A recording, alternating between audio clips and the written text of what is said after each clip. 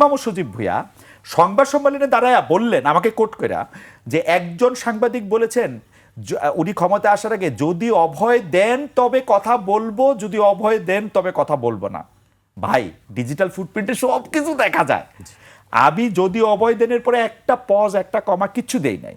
আমি যদি অভয় দেন তাহলে প্রশ্ন করি আপনাকে যে আপনি ইলেকশন ইঞ্জিনিয়ারিংটা আপনার করতে হইল কিনা 200টা আসন পাওয়ার পরে।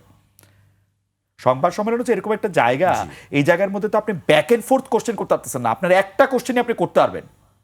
তা এখন অনেকে আমাকে এই জ্ঞান দিচ্ছেন, কত প্রশ্ন করার ছিল, আপনি অনেক প্রশ্ন করতে পারতেন। যে ভাই, আমি ছাড়াও তো ওইখানে 500 সাংবাদিক ছিল, তো ভাই আরো 15টা প্রশ্ন হয়েছে, তো আপনি সন্তুষ্ট থাকেন। কিন্তু সবচেয়ে বড় জিনিস যে এই প্রশ্নটি হয়তো আর কেউ করতেন না, যেটি আমি জানি না এই প্রশ্নটি নিয়েও আমি অনেক প্রাউড। এই প্রশ্নটা আমি কইরা একদম পৃথিবীর উল্টায় ফেলছি, এটা আমি ভাবি না।